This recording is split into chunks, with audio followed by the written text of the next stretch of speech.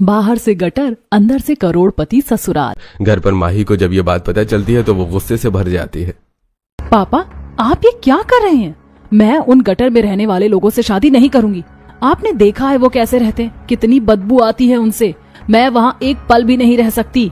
माही, मैंने जो फैसला लिया है वो सोच समझ कर लिया है। तुम्हें वही करना होगा जो मैं कह रहा हूँ। लेकिन पापा, मेरी भी तो कोई इच्छा है। मैं अपनी जिंदगी ऐसे नरक में नहीं बिताना चाहती। बेटा, तेरे पापा गलत नहीं सोचेंगे। वो जो कर रहे हैं तेरे भले के लिए ही कर रहे हैं। अगर यही मेरा भला है तो मैं क्या कह सकती हूँ। कुछ ही दिनों में शादी की तैयारियां शुरू हो जाती हैं और धूमधाम से श्याम और माही की शादी हो जाती है। शादी के बाद जब माही विदा होकर ससुराल पहुंचती है तो आसपास के लोग उसका मजाक उड़ाने लगते हैं। अरे देखो देखो, भंगार वाले की बेटी अब गटर वालों के घर आई है। हाँ भाई, किस्मत देखो इसकी कहाँ से कहाँ पहुँच गई। अरे अब तो ये भी गटर में ही रहेगी। और क्या, अब यही इसका महल है। चलो अच्छा है, जो जहाँ का होता है वहीं जाता है। वहीं ये सब सुनकर अंदर ही अंदर माही टूट जाती है।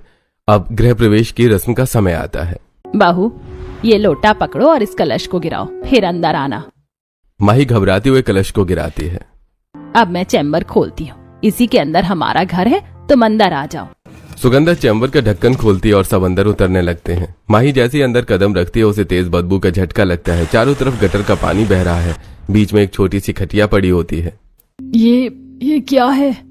मैं यहाँ कैसे रहूंगी? यहाँ तो सांस लेना भी मुश्किल है। माही, थोड़ा समय लगेगा, फिर सब ठीक लगेगा। नहीं, ये जगह रहने लायक नहीं है। बहू, हमें तो आदत है, तू भी धीरे धीरे सीख जाएगी।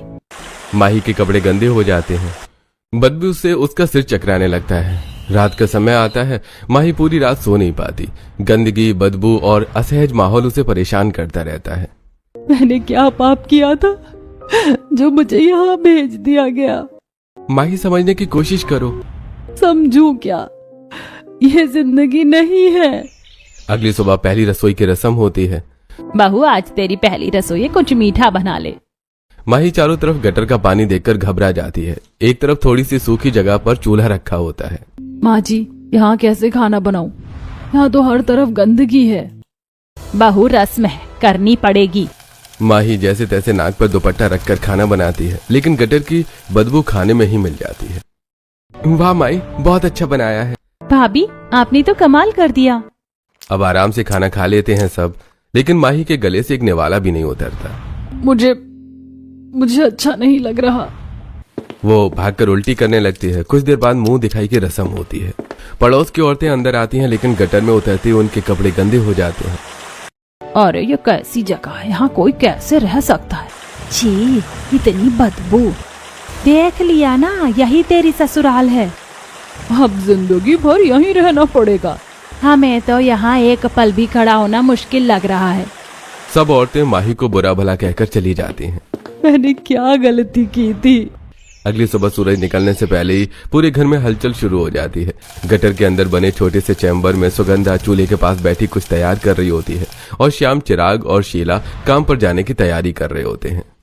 श्याम बेटा, जल्दी निकलो, सुबह सुबह अच्छा माल मिल जाता है। देर करोगे तो सब कोई उठा ले जाएगा। हाँ माँ, बस निकल रहे हैं। आज थोड़ा दूर वाले नाले तक जाएंगे। हाँ बेटा, कल उधर अच्छा सामान मिला था, आज भी उम्मीद है। तीनों गटर के ढक्कन से बाहर निकलते हैं और गंदगी से भरे नाले की तरफ बढ़ जाते हैं। माही अंदर खड़ी सब कुछ देख रही होती है। उसके चेहरे पर घिन, डर और असहजता साफ दिखाई देती है।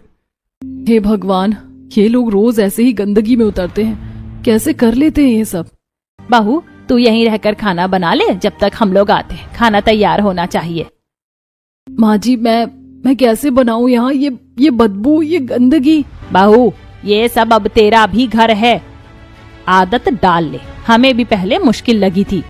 माही मजबूरी में चूल्हे के पास बैठती है। चारों तरफ गटर का पानी बह रहा होता है। बदबू इतनी तेज होती है कि उसका सिर चकराने लगता है।